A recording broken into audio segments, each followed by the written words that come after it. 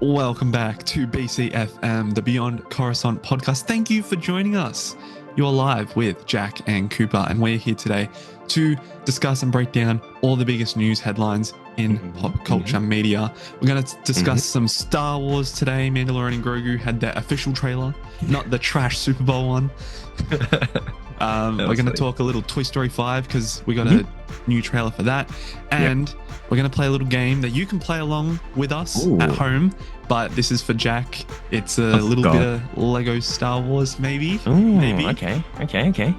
But before we get into it, just a reminder, do have social media. We are at Beyond Coruscant. Go follow us on Instagram and TikTok. That would be greatly appreciated. And subscribe to the channel if you're watching on YouTube, because we are so close to 1,000 subscribers, and we'll have a subscriber special when we hit that milestone, which we're very excited for. Alrighty, so we'll start with Star Wars today. So the Mandalorian and Grogu. Oh, but I didn't even tell you this. I should have mentioned this before the podcast. I watched, I don't know why I did this. I watched season 3 of The Mandalorian again, all the way through. I wanted to experience it again for some bizarre reason. Yes, it is as bad as it was the first time. Okay. But I think what I'm hesitant to use the word liked about it because I didn't really like it. The thing that felt different is that it felt like a story across the season instead of where season 1 and 2 was like little missions here and there. So it was different. I think the right story was there for the reclamation of Mandalore. Yeah, it was just told in such a poor way, weird way. Yeah. Anyway, that's not that's not about what we're doing.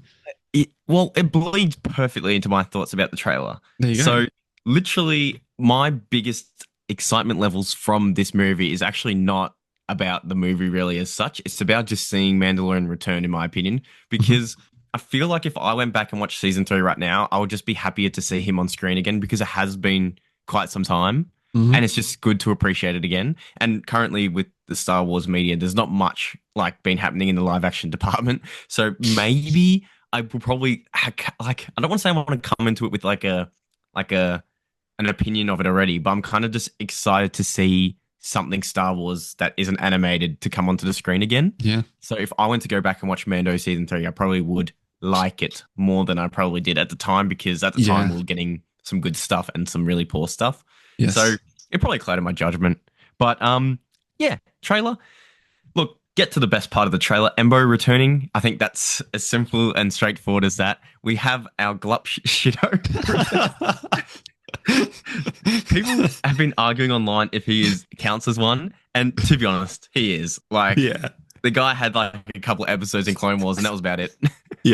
But this movie does, like, Cooper and I did mention this. It feels weird and kind of unique with it. Like, it has a lot of aliens in that trailer. There was a lot of aliens, like not a lot of human-looking characters and stuff. So they have gone back to a more sci-fi feel of just a trailer. Like, it doesn't feel like when Andor and stuff, there was a lot of human characters, like, and that's probably my biggest issue with Andor. You could have had more, like, obviously some of the politicians, you had different species, but in terms of like big new rebellion leaders, there was like it's like only humans. So you tell me only humans don't like the but that's probably an interesting one for that one. That's a whole nother video. That is a whole other video. Does Andor hate aliens? Like, oh god, that sounds like a scary video to make. A very politically driven one. But yes. Anyway, Embo looks cool. Like, I liked how we first got introduced to him in a wetter, darker kind of setting, because I think the reason why people didn't like Cad Bane's live action appearance, I think, is not only because he's older, but also because it was literally in a backdrop of just pure, bright sand. Yeah. Like, it just does. No one, like, even Boba didn't look good when he's just standing there like a 5-foot midget kind of thing. You know what I mean? Like, he's trying to look intimidating against Cad, and he's just standing there like you're about to footy kick him or something. Like, look, I agree. I feel like Boba was different because the sun was setting, so there was some sort of contrast. Some sort of, yeah. But Cad Bane, I'll actually disagree with you, because I was super hyped when I saw that. I'm like, the chilling music, he was the focus, like, in the dead middle of the frame, and I'm like, oh my god, cool. But I do agree. And compared to Embo, he had the cowboy. Yeah. Like he had the cowboy aesthetic. I'm not saying that it wasn't. I think it was more that the way he went out, like he was introduced scary, the suspense is there, and then he just went out like nothing. And if Embo does the same, comes in cool kind of thing, and then just gets wasted on the because obviously it looks like Navarro, right? We're going to agree on that. It's Navarro. Like, yeah, yeah. So obviously, like he's like, I can't look at that shot in the trailer and go, that's going to be in the middle or the end of the movie. That has to be at the start, right? It has to. That's going to kick off. That's going to, like, the Hutts or someone or the Empire hired Embo to take out Mando and Grogu. And that does not give me hope for Embo. No. That gives me he's going to die in the at Navarro. Or there's a possibility where Embo is, like, hired by the Hutts to bring Mando to that gladiator battle. True. But then we see him in the stands in another trailer. Remember, and he's talking to Grogu in the stands before going in. So I don't know if that's after, but I don't think he would stay there after he wins. But I don't know, man. Like, this is the thing. In this trailer, there was a lot of just things. Yes. Like, even the last scene, like, yeah, cool seeing Mando fly with his jetpack and Grogu's in his little chair that he stole from that baby Rodian kind of thing. But the thing is, what even is that? Like, what are we watching? Like, it's just a lot of what is going on. Like, like things. Like, I agree. This whole movie is just things. Like, things happening for a reason, it feels like, or things just happening. Like, Zeb, cool, but like, why?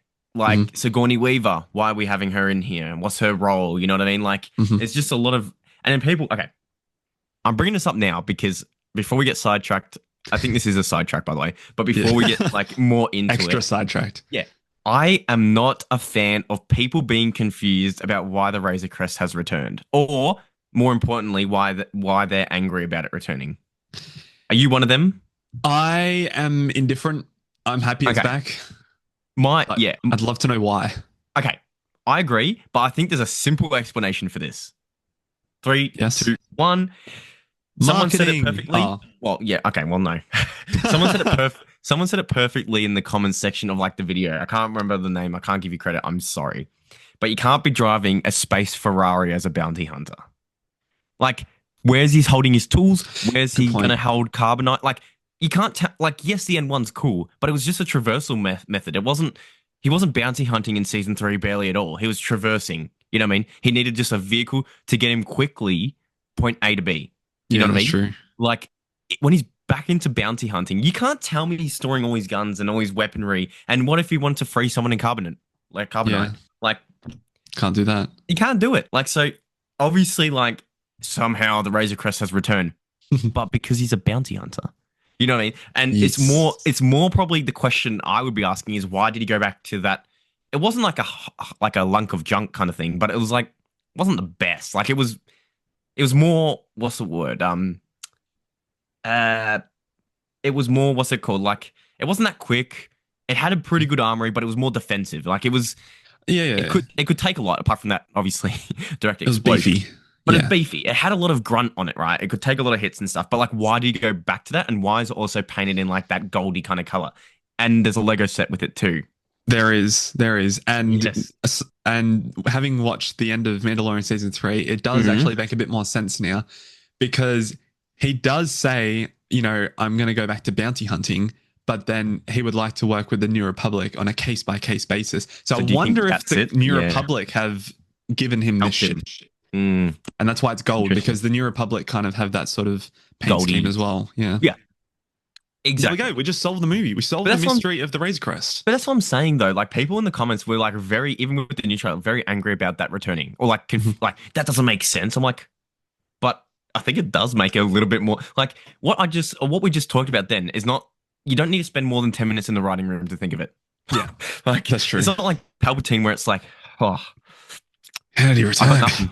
I've got nothing. He just somehow returned. You know what I mean? Like, like, no logic. Like, I think people were talking about, like, it was just way too like nitpicky. Like, I understand people are hating on Star Wars for just the sake of hating on Star Wars now, but that is not a valid point to hate on. It's not the same as Palpatine returning for no reason. Yeah, it's completely different. It's a ship that can be rebuilt versus pretty much God within the Star Wars universe who supposedly ruined a redemption arc. Yeah, that's crazy. That's crazy. Unreal vibe. Yeah. But anyway, what's your thoughts on the overall trailer as a whole? Yeah, I liked it, and I messaged you straight away saying Yeah, this is exactly what I wanted, what we and needed. this is what we Hmm. needed from the Super Bowl because it just Hmm. was perfect. It wasn't too corny and cheesy like the first one Yep. was. It definitely wasn't like the Super Bowl one where it was literally just a Bud, mockery of Budweiser or Budweiser, yeah. yeah, Budweiser commercial. Bud Light or whatever it was, yeah. It felt like a proper movie trailer. It didn't feel like a Yep. season 4 trailer. It felt like a movie Hmm. trailer, and that's what I like. I like that it was so diverse. We got a ton of different planets in there. Yep. Like So obviously we cool. had the snow planet, which we think is going to be Hoth. Hoth, yeah. Navarre is in Lahada. there. We've got the Nalhada, and we've got the gladiator battle arena as well. I don't know if that's the Is it same now one. Shudder or now what's it? The Mm, opposite, the opposing I don't know. place near Nalhada. I forgot. It's like it's it. Anyway, like there's a ton of different planets, which means Yeah. we're going to be moving around a lot, and I feel like there's got to be some special character they're hiding from us because that's a lot of different places for our Mandalorian to visit in a And not see 2 hour someone. movie. Yeah. Yeah, like obviously we're getting Zeb. I don't know how much Zeb is going to be in this film. I Yeah. don't know how much the Sigourney Weaver's character is going to be in the film. I reckon she's going to be quite prominent. That's my opinion. I don't think you can hire her and have her be like a rebel pilot or like a rebel leader Yeah. too. And or not rebel, I guess New Republic New Republic, now. yeah.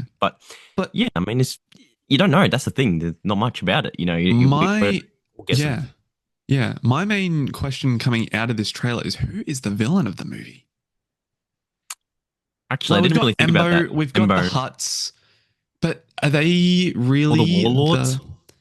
could be the Imperial remnants, but we haven't gotten anyone like Moff Gideon. Let's just assume he's dead. We don't do we want him back? Do we want him back? No. I Okay, love alright, him, so but I don't want him back again. take for him the out. third Who time. realistically, from the Imperial side of things, would be an iconic or recognizable villain for this movie? Is Thrawn back in this galaxy now? In this time? I don't know. He is, but I don't think you can introduce Thrawn in this movie. Unless he shows up at the end and maybe we do follow one of the lackey warlords and then they report back to him that Mando that. has now been on their radar and given them too much. But then at the same time, I heard people saying that the warlord that we see who says long live the Empire is probably going to be the first scene of the movie too. Probably. Because he already said he already said to Sigourney's character, we'll take out everyone on this list. And I'm assuming they're all going to be like warlords and stuff. So maybe we're going to get, and maybe that's why we're jumping around a lot. Maybe we're going to get like a bunch of montages of him just taking out little factions. And it shows that his presence alone has been a cause for concern. Thus hire Embo. Thus hire, what's it called? Mando and Grogu to have to go to like other gangsters and stuff to figure out their beef and then take them out or something. Like maybe it's simply just Mando is too OP with the New Republic and we need the gangsters and warlords to team up against Mando to take him out. Like it could be. It could be like that. Like I don't know. I really don't know. Yeah. I suppose the other noteworthy point from the trailer was that we do see the beautiful, beautiful face of Pedro Pascal without the helmet, and that was the whole point of season 3, to redeem himself in the living waters. But also having now watched season 3 again and kind of understanding it a bit better. I know what you're gonna say. The whole thing with the armorer and Bo-Katan was that Bo-Katan walks both worlds. Yeah. I wonder if Din Djarin is now stepping into that world of exploring both worlds. Like clearly that scene alone, it feels like he's been forced to take it off, or it's been taken off against his will. It was the enemy taking it off. It wasn't. Yeah.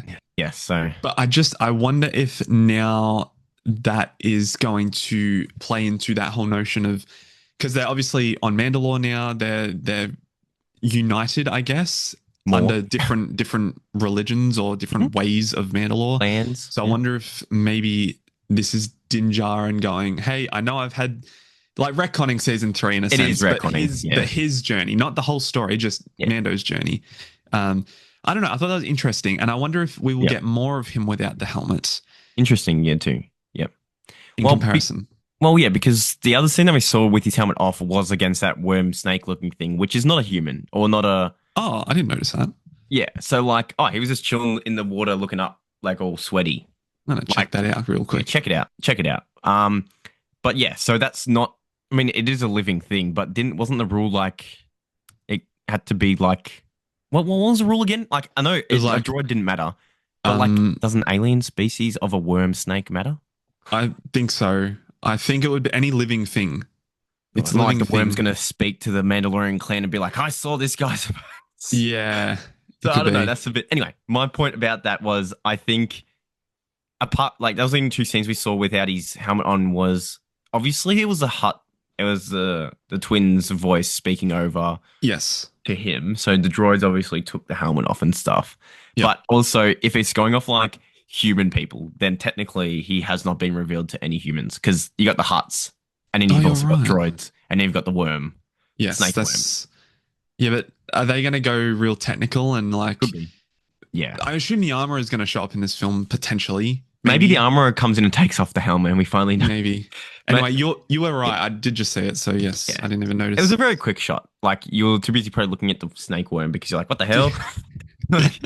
Like it's pretty cool. But yes, about that. People were discussing that too, saying it technically doesn't retcon season 3. It's probably more just like what was the word that they used? When he was in the water and then he got himself redeemed, or whatever. Like technically that means it's not. He didn't basically go outright and say, "Yeah, I'm never taking my helmet off again." Right?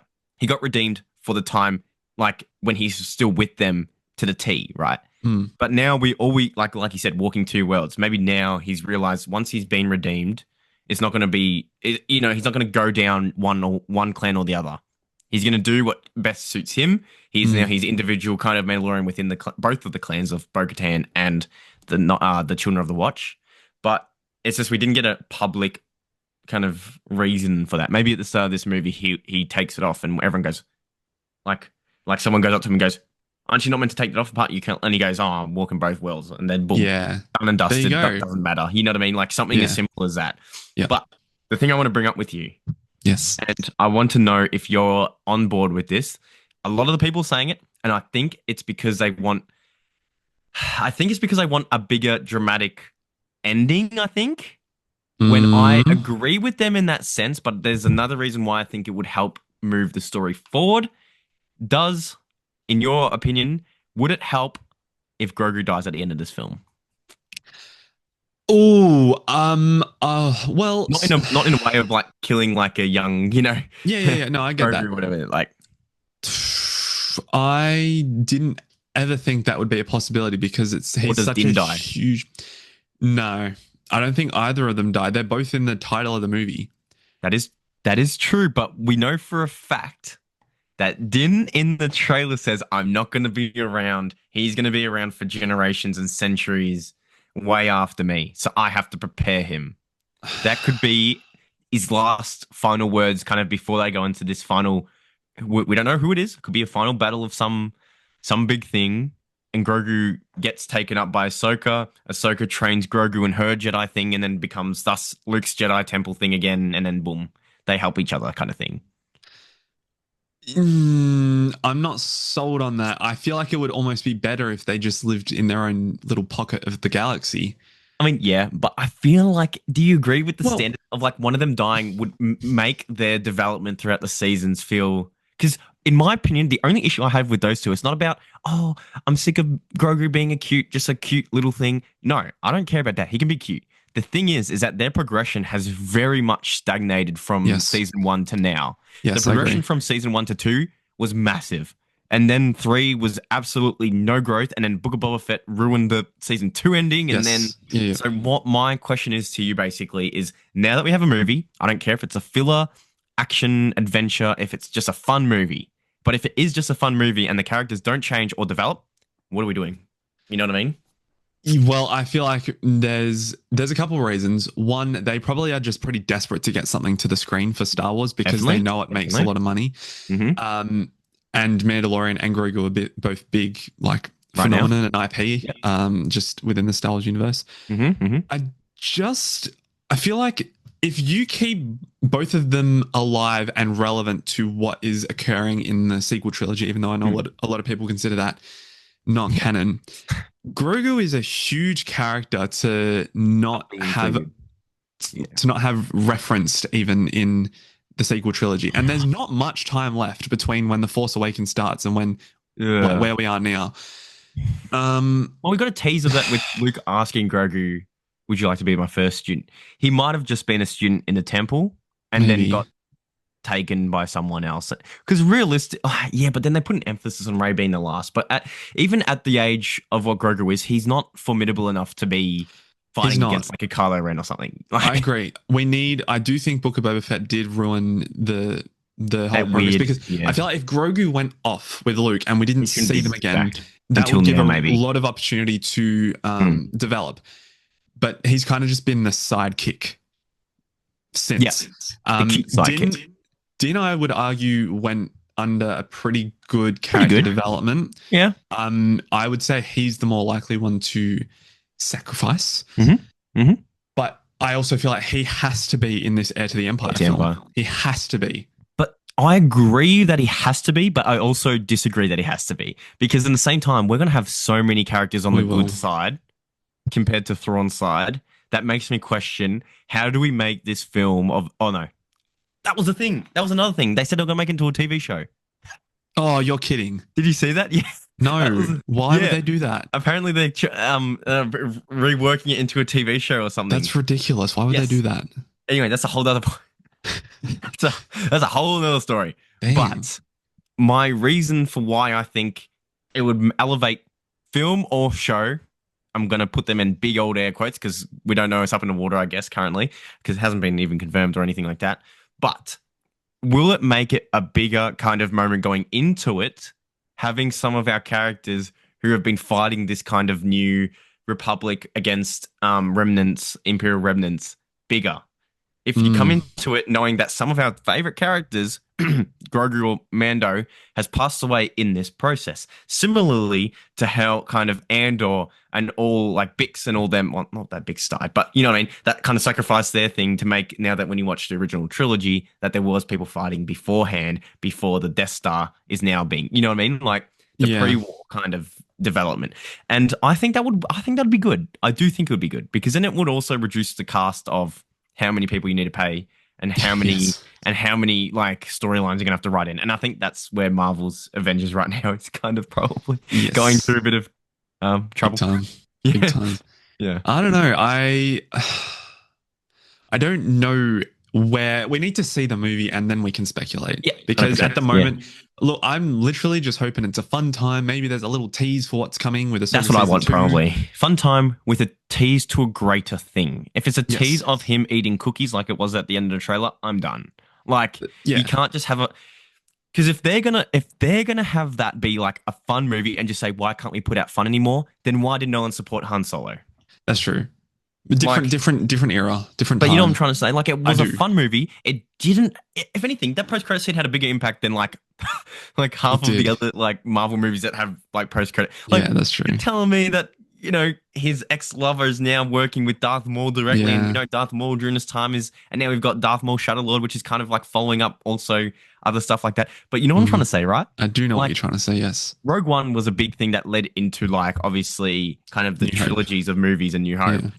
But if you're going to come out here and say Mandalorian and Grogu was just meant to be a fun movie to get the excitement back into Star Wars, well, yes, but then why is people going to accept that now but didn't back then? It's like, I feel like, again, I don't think people will accept that though now. They won't because there's the expectation that these sort of films do lead into something bigger. And the thing is, they have teased it. Like Ahsoka season 1 was all about teasing the return of Thrawn and the danger that will cause the galaxy if he comes back. And even with Mandalorian season 3, just with the Shadow Council, just all of these shows that are starting to build this Imperial remnants before they become the First Order as this grand threat. Unless they boycott it and go, oh, it was just going to be the First Order all along. Like, I don't know. I feel like that would be pretty Unless that's what Thrawn calls them, and then, they kind of get known to that. But still, we need Thrawn. We need to see what happens to Thrawn because clearly he's going to die because he's not around during the First Order, at least that we know of. So it's unless he's he was the one behind the Sith cloning. He's Snoke. Oh my god! How did we not see it? Anyway, imagine that'd be funny. Yeah. Anyway, it's a tricky spot. I feel like we'll have a clearer picture after the movie. But for the moment, that's kind of our thoughts on the new trailer that came out. That's straight up, for real. Yeah. All right. Would you like to introduce the second little segment we're doing? Yeah. I'm assuming this is the You got a friend in me. Yes, it is. I was so confused about what you're singing for a second. Yeah. Yes. Yeah. Yes. Toy Story 5 trailer. Toy Story 5 trailer. Yep. And it's dropped, and it is what everyone obviously saw with the images of the plot that was leaked, which was, oh no, big new technology corporation coming into toys, which I'm going to be straight up. I'm going to get to the point, not like I was with the Grogu trailer and everything. The idea is good. I'm not denying it. It's perfectly kind of meta, and it's perfectly, I think, timed, but there was a better time for it.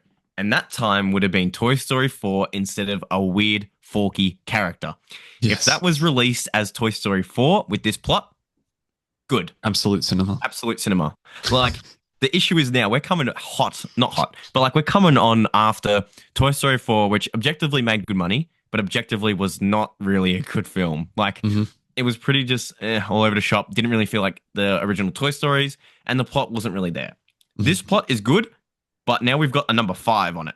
And I don't think we need a number 5. And I think it would have been perfectly capped off at 4 with this technology one. And then at the end of this movie, which if it was 4, would kind of be that thing where it's like both technology and toys can be worked hand in hand, and they both help kids in different ways.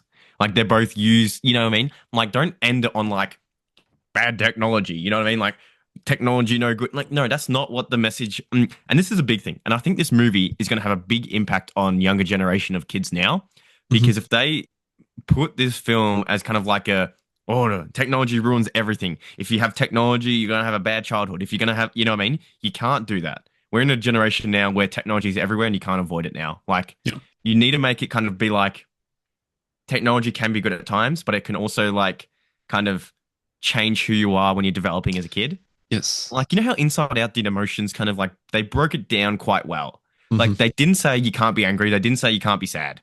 You need to be all those things, but you can't just attack technology. And I'm hoping that they don't do that, because right now, obviously, the whole trailer is like literally just attacking technology. But I'm assuming at the end, it's kind of like Lotso the Bear, like they might have a redeeming moment with the technology. I don't know. Like it's, and that's why I'm interested in, because I think it could do well, and the message could be really good, especially for younger kids nowadays. Kind of like, and let's be honest, if it does well, and if I ever have kids in the future, I'm skipping 4 and making that number 4. As simple as that. And the kid will be like, why is 4? Like, who's this character in number 5? Don't worry about it. You don't need to worry about the fork. That. Yeah, it's just a fork. It's just a fork. A spork, I mean, sorry. It's a fork. Yeah, spork, yeah. But yeah, that's my opinion. I think it looks fun. It looks like it's got the charm. It's back at Bonnie's house. It's got that vibe, but that's the only thing I really want from it. I don't want it to just straight up critique. It needs to be like a nice, well message for like what it's going for. Yes, I 100% completely agree with you. I think it was a really solid trailer to introduce this new concept. And we'd obviously heard from, whether it was leaked at a Disney Day or a convention, about what the plot would be, or whether it was just like Empire magazine saying what it was going to be or whatever. But yes, we have known for a while that this is what it was going to be. This was the first real confirmation that we were exploring that. And I really like what you said, that the message needs to be that they can work together. And I feel like Toy Story's never really been, besides from that really creepy monkey from Toy Story 3, it's not really gone like pure evil with its. And sorry, who's the villain from the first one? Sid, yeah. But he wasn't really evil. Yeah. No, the Buzz Lightyear. Zerg? Yeah, I can't even. Zerg? Zorg? I don't know. Yeah. Anyway, him. You know what I'm talking about? Yeah.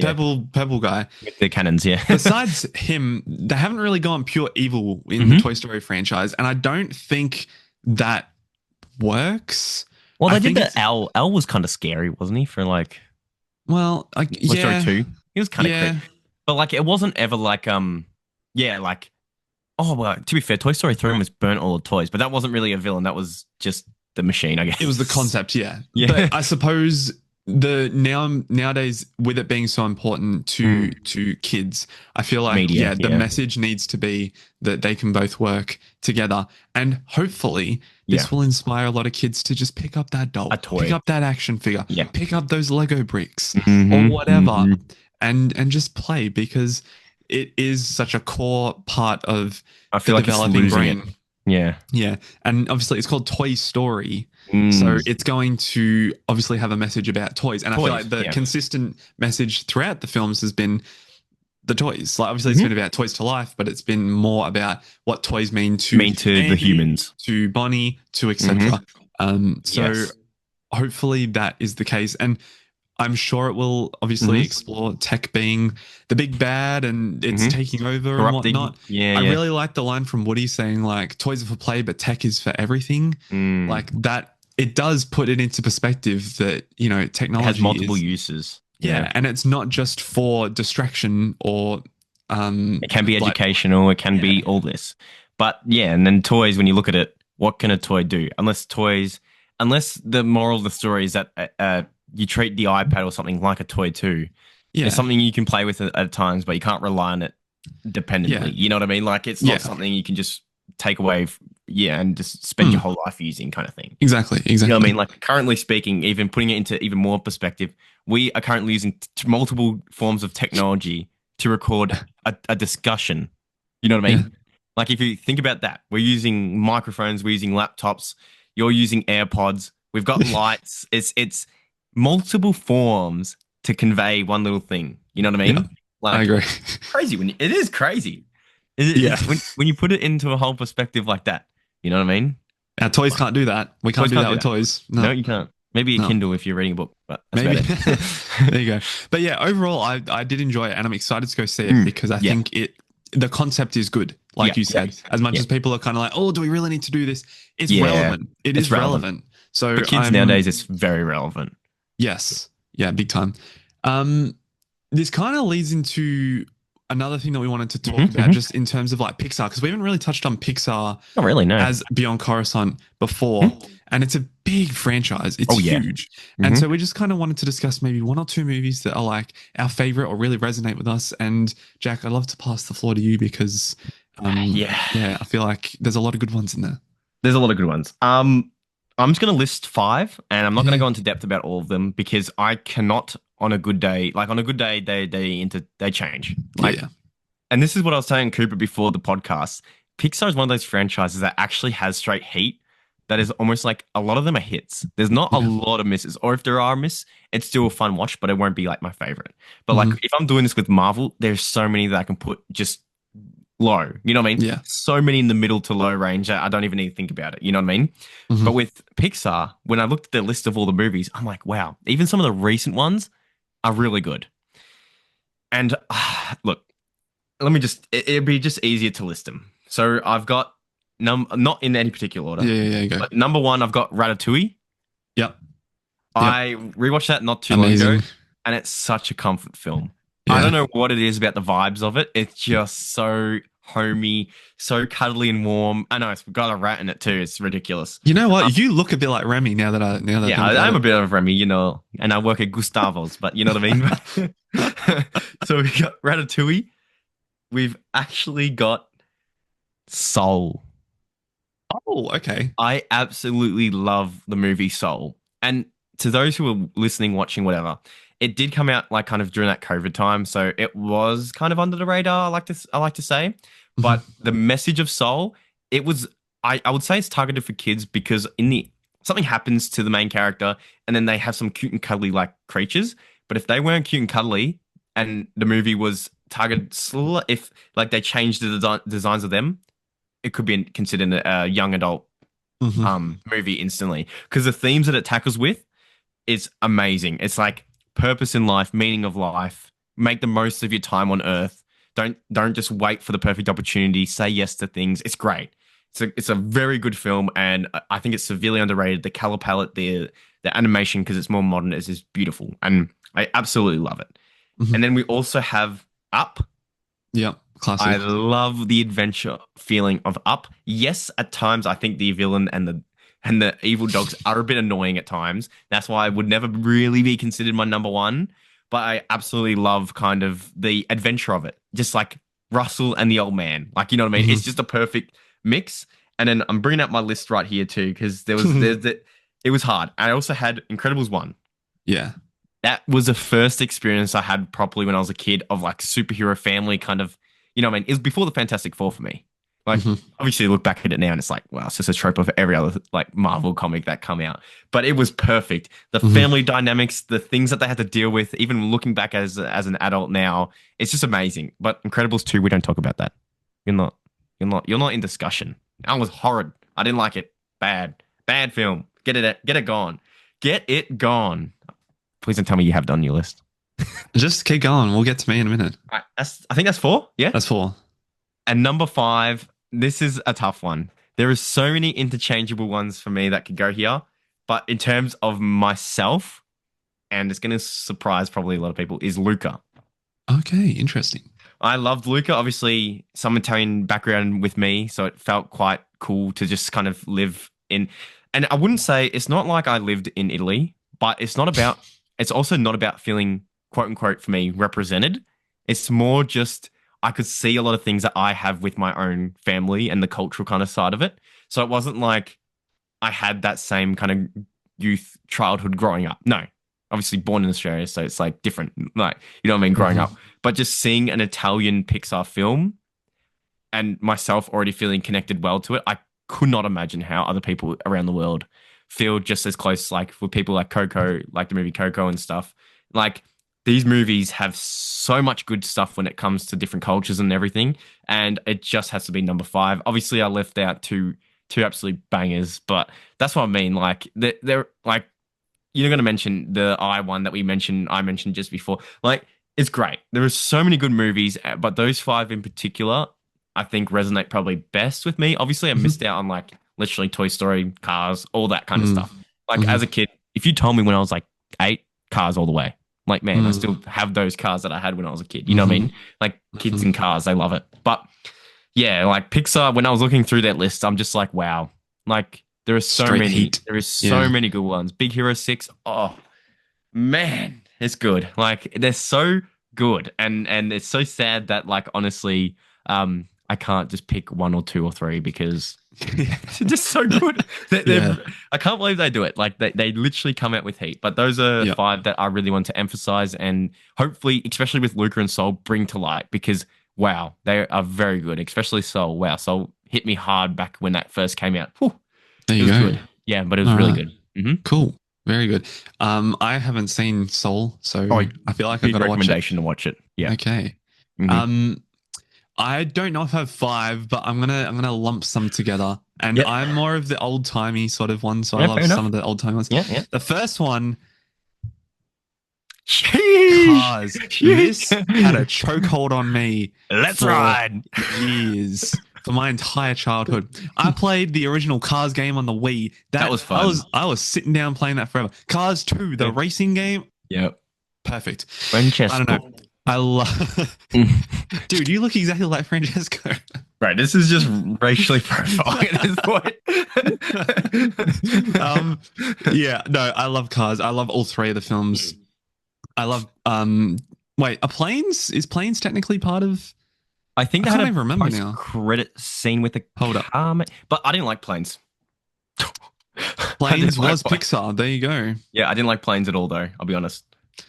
Yeah, I liked the first one, but I didn't really like the others.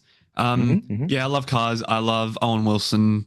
I don't know. The whole concept of cars being alive and racing and I don't know. The story was fantastic. Don't think too deep into the Cars. How does it operate lore? Because you could go down a rabbit hole. Yes, you will. The second one, I'm sorry to say, I really did love Incredibles 2. And I liked the first one as well. Like, the first one was perfect. The second one I really liked, and I'm so hyped for 3. So I'm excited for 3. I'll be seated. But 2 was just a rehash of 1, just done worse. Yeah, but it was I liked the focus on Elastigirl. No. I liked the focus on Elastigirl, and I liked the updated look of everything. It felt fresh and modern. I'm putting one thing to you.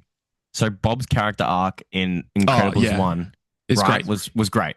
Yeah. And then all of a sudden in Incredibles 2, when his partner gets the call up to be a superhero again, instead of him, like in the first one, he reverts back to, I'm feeling left out. I want to do this. But that's his character. I feel like that's his character. In part 1, he basically learned that, we do this as a family, or we don't get jealous of each other or at all. You know what I mean? And now all of a sudden, and then at the end, it's the same thing again. Oh, we're we're together as a family again, and we saved the.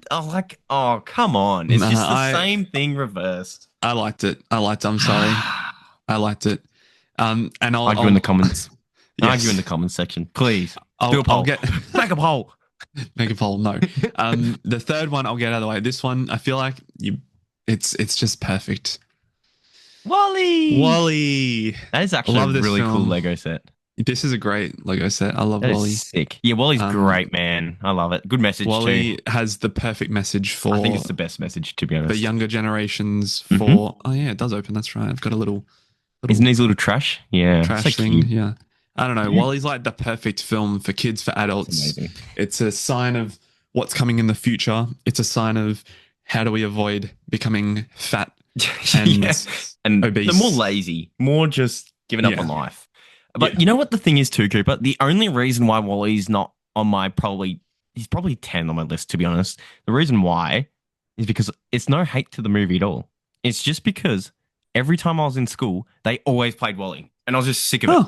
I was just sick of seeing Walle all the time. And the most annoying part is that they never, when they went to play a movie, they only ever played the first half because you never got time to finish it. So I just kept seeing the start over and over again. I never got the end. So it's like, So it's just PTSD in my head now, basically, of that only. But it's great. I'm sorry to trigger that for you. Yeah, it's a great movie. This is so out of pocket, and it's not even related to Pixar. Did you ever watch Monsters vs. Aliens? Yeah, I love it. I have the DVD in it, just somewhere at the back. I just found it the other day. Monsters vs. Aliens was great. I love, what was his name? Like the blob dude? Oh my God. His name was Bob. Bob, yeah. He was amazing. And then the weird water creature dude. What was his name? Yeah, I don't remember, but the lizard guy and just muscle man. The big Monster Girl. Yeah. Monster Girl. Oh man, what a film. I remember playing the game on the DS as well. Yeah, no. Was that DreamWorks? It was DreamWorks, yes. Yes. God, we're going to do a DreamWorks video. DreamWorks, yep. All right, we'll do that. That's great. You didn't mention Inside Out. I didn't. I liked Inside Out. I watched it in cinemas in 2015. That was fun. Both in cinemas, yes. I didn't say 2, but I know what happens in 2. Is Zootopia? Zootopia's Disney. Zootopia is DreamWorks. Oh, DreamWorks, is it? Well, which is now taken over by Disney, though, isn't it? I don't know. Is it? Didn't they do a merger? I swear DreamWorks don't make Illumination obviously is now like the bigger one, like in animation and stuff.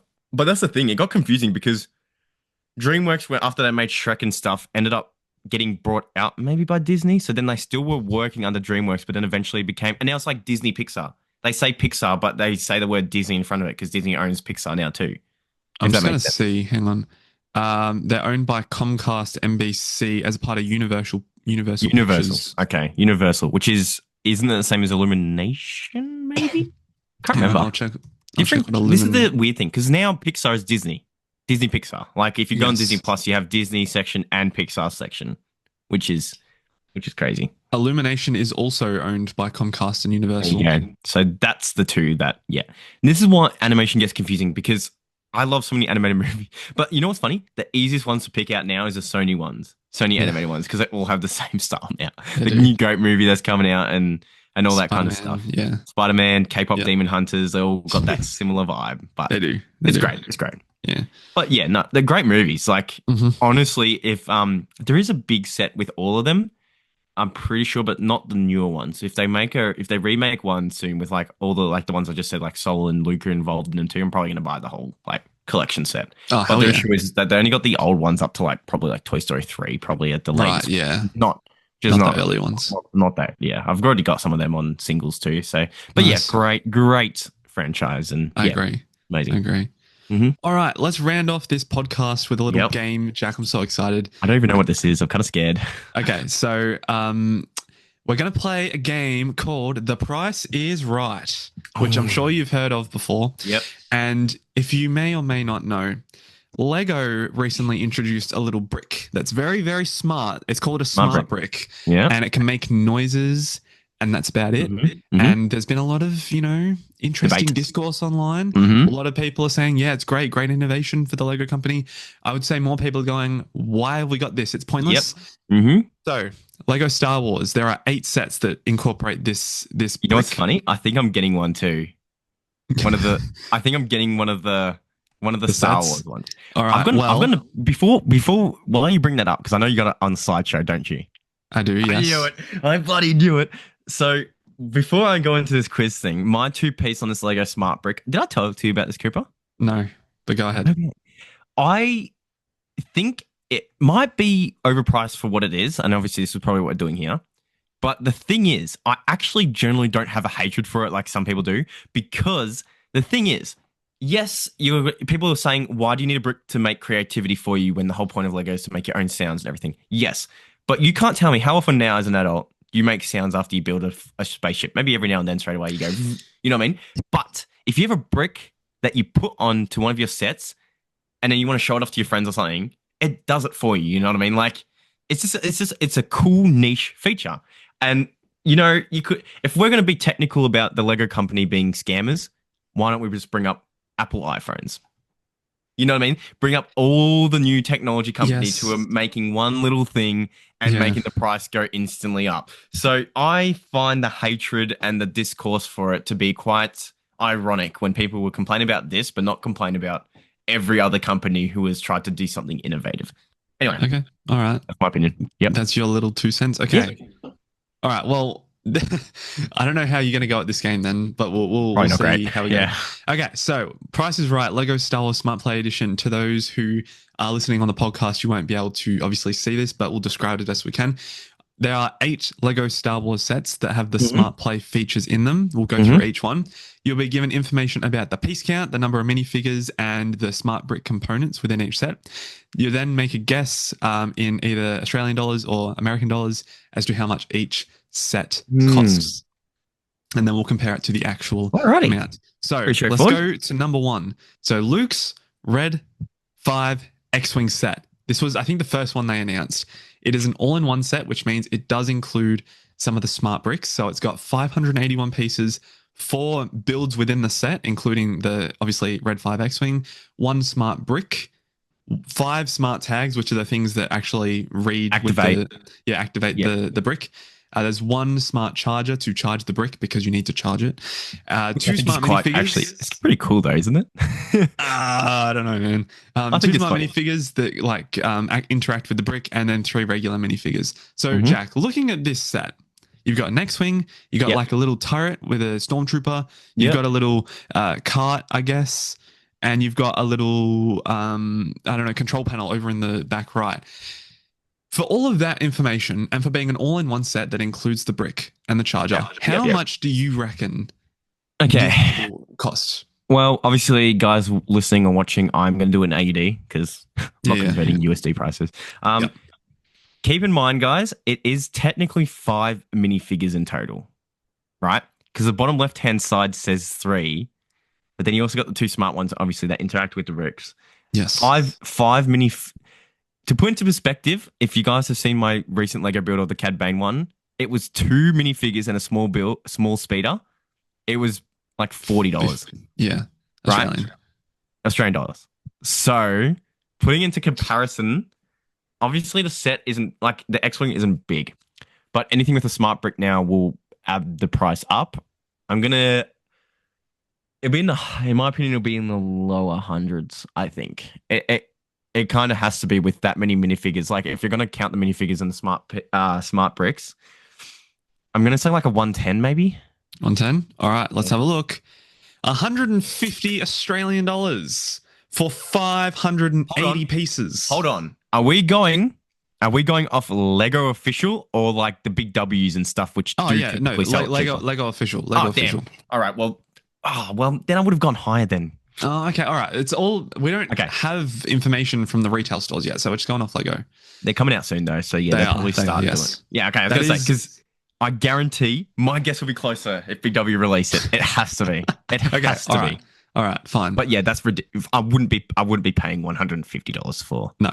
I wouldn't be paying that. No. All right. Set number 2. It's a compatible set, so it's not. Cute. It doesn't include the brick. It's Luke's land speeder. It's got 215 pieces, 2 builds. It's got the speeder and like a little refueling station, I guess. 1 smart tag, no charger. It's got 1 smart minifigure in Luke and 2 regular minifigures. But I've put an asterisk because technically the droid is not a minifigure, but whatever. It is technically almost, yeah. It's included on the box art, so. So you tell me that with these bricks, so they activate different sounds for different sets, even though the brick doesn't come in the set? Correct, yep.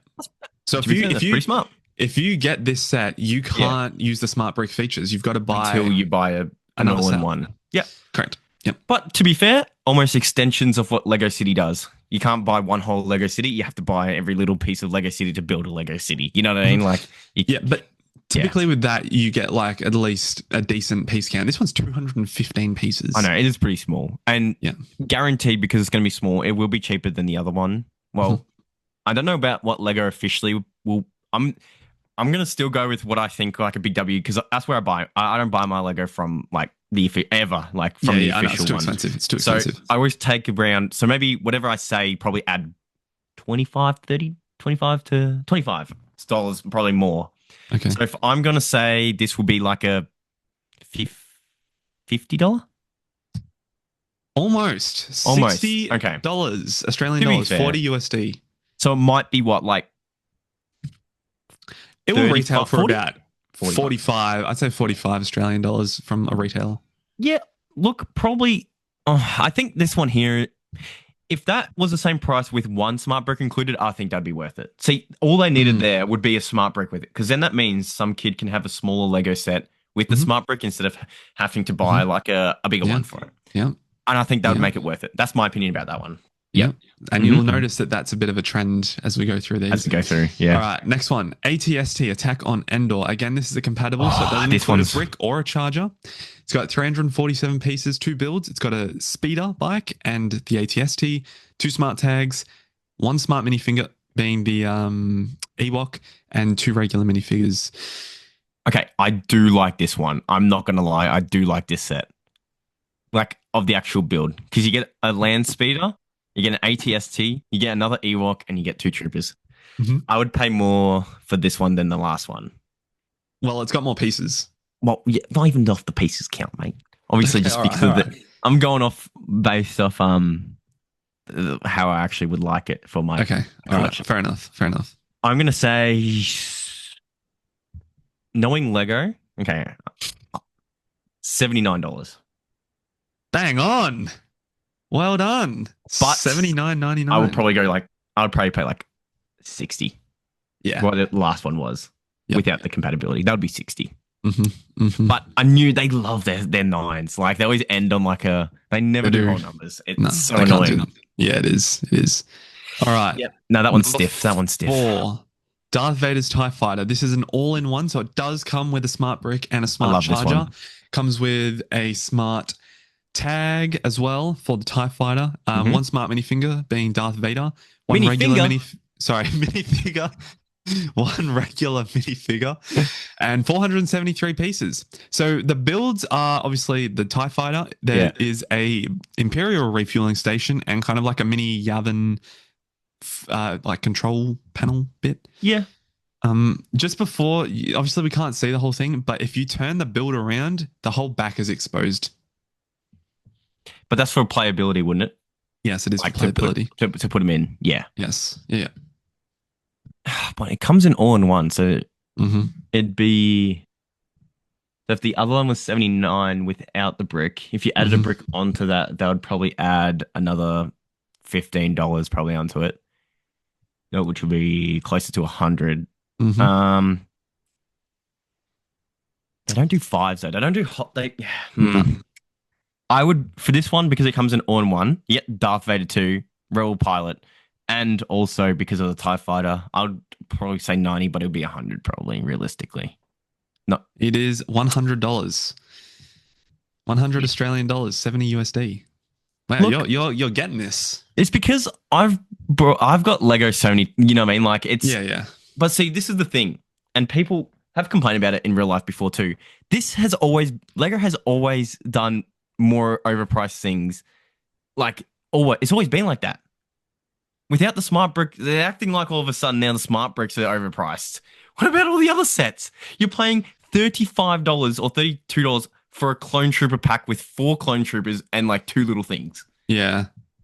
So you're telling me the minifigs are worth like $5 a piece? What? Mm, Like, mm. that's ridiculous, man. It's 4 little mini. It's all ridiculous.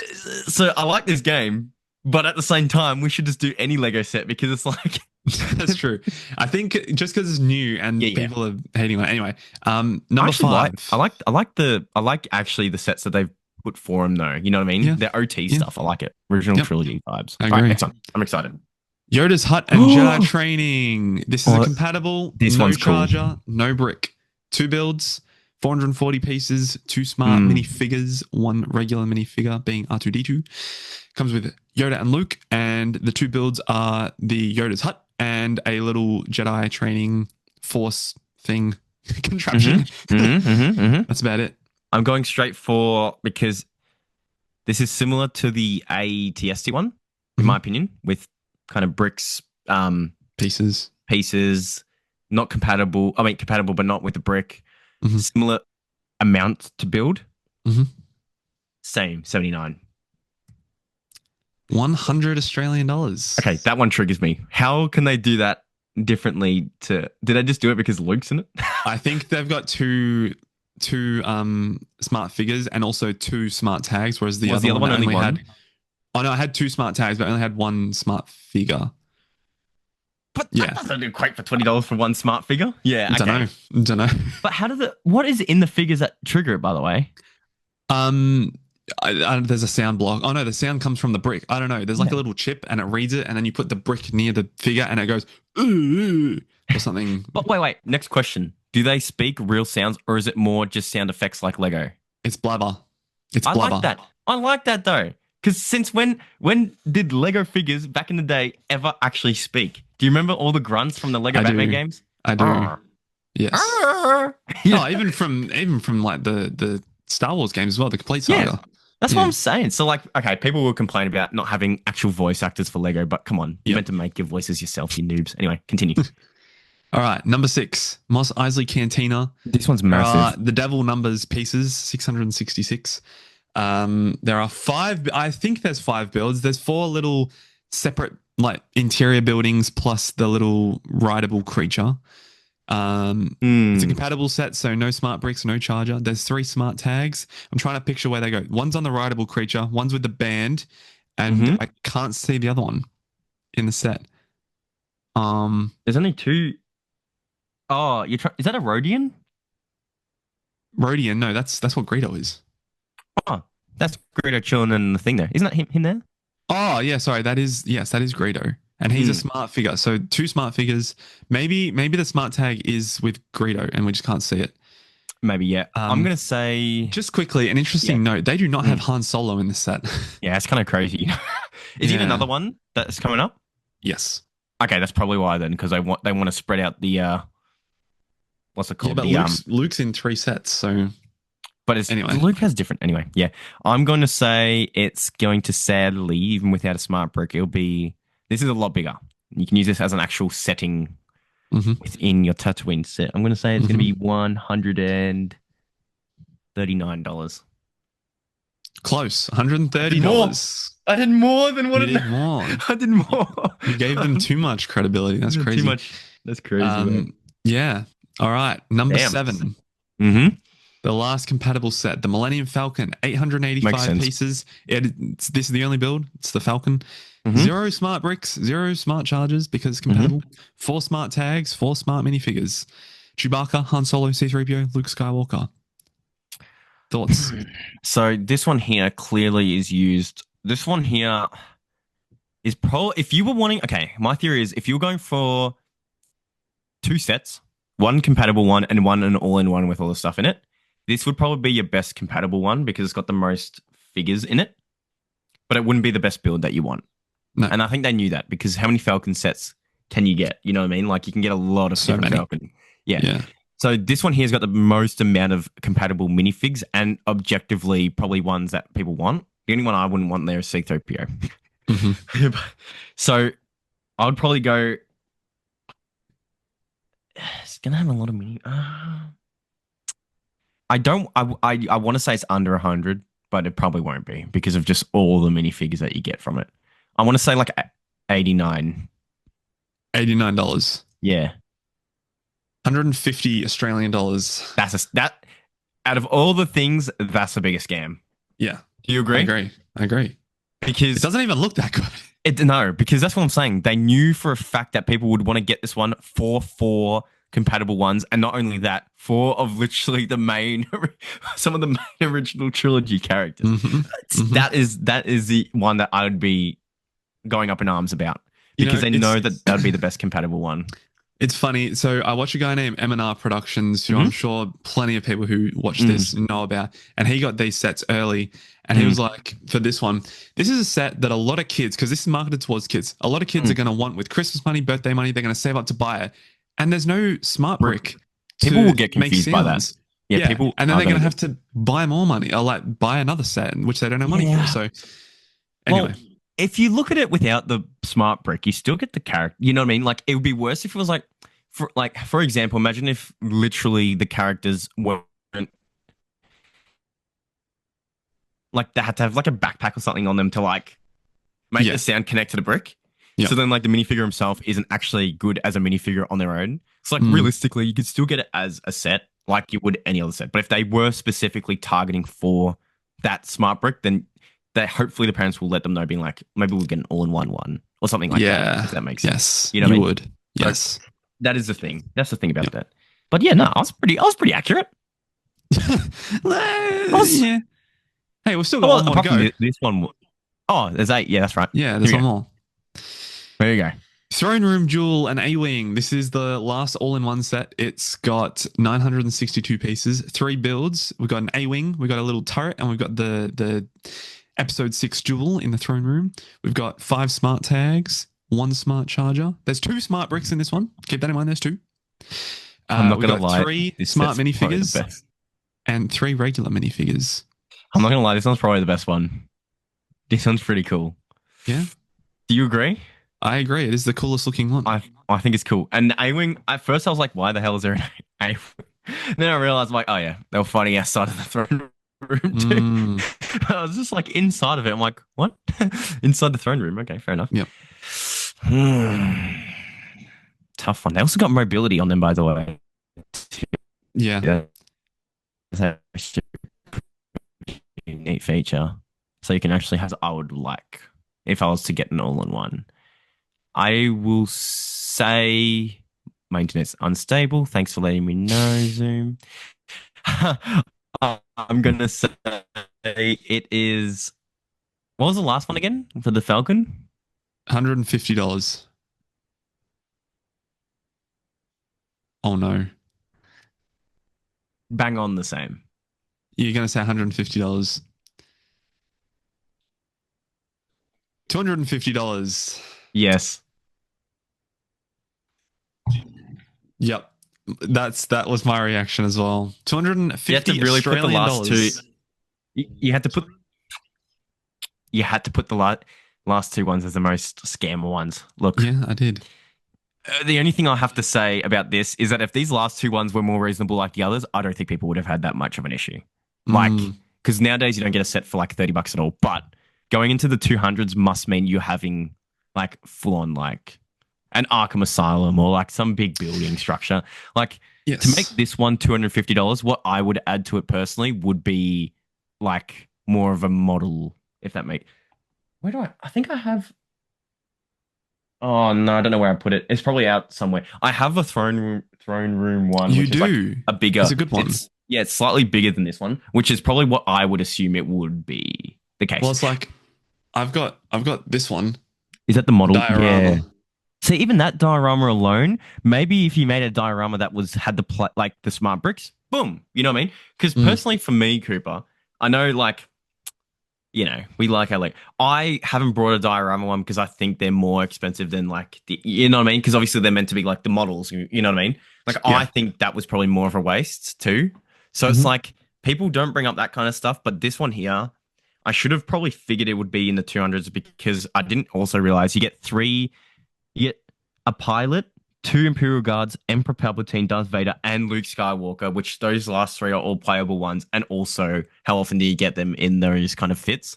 So there is technically 6 figures, a little ship, and a throne room. So yeah, like I guess But like at the same time, maybe if you just get that one and nothing else from it, you know what I mean? Like if you just want to get one, this would probably be your one. Yeah. And realistically, this is a price from Lego. You get it on sale at Big W, you might crank that down to 200 flat. You know what I mean? Probably. Like 200 flat. Like which is more approachable, you know what I mean, for one big set. Like because the pieces are still almost 1,000. It's actually more than like most. I think it's just because the box looks really small too. You know what I mean? Yeah. Because that's 1,000 pieces. What I can't even remember the box set. I think it was only like 400 and it was like $40. You know what I mean? Like 400 pieces for $40. If you equate double that to 800, double that again, that's $80. And then what's it called? Add another. Lego tax. 5 more, and 5 more Lego minifigures. Boom, you're already over the 150. You know what I mean? Yeah, so I get that. Realistically, Lego does kind of have a weird system on how they price things, but at the same time, it's kind of predictable if you think about it. Like more minifigs, more expensive. You know what I mean? It's never about really the pieces anymore, which it used to be. Like the more pieces you get, the more expensive the set. But nowadays, it's more about like, are these minifigures good? Like they made people straight up buy Captain Rex and all them got like sold out because people just want to buy Captain Rex in a little place. You know what I mean? Yeah. Hey, I was one of those people. Yeah, I think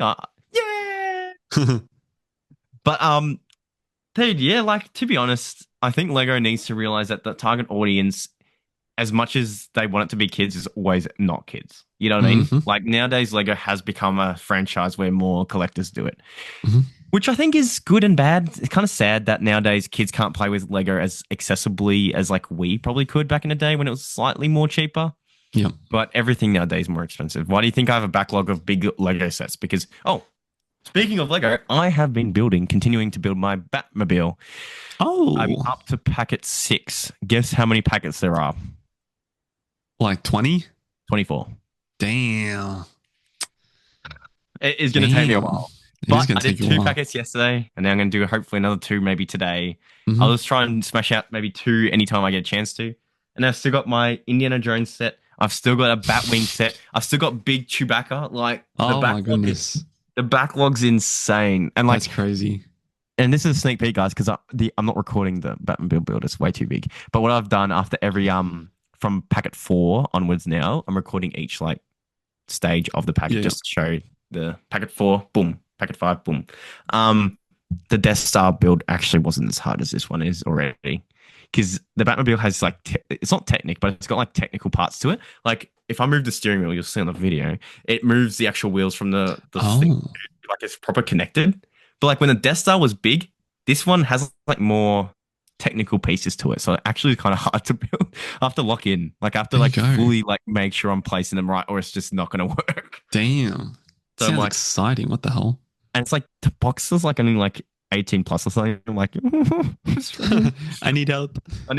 But yeah, no, that was fun. I enjoyed that. Yeah. I do love my guessing games though. You got to do more guessing ones. They're fun. Yes, we'll organize some more games. I'm sure across the year and the podcast. And Jack seems excited about something.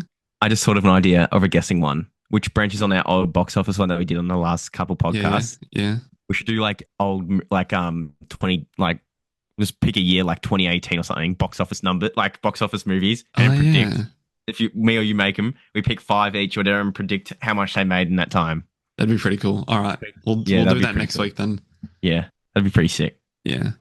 Alrighty. Well, that brings to the end a very, very lively podcast. I had a lot of fun, Jack. How you feeling? Great time as always. Great time. Yes.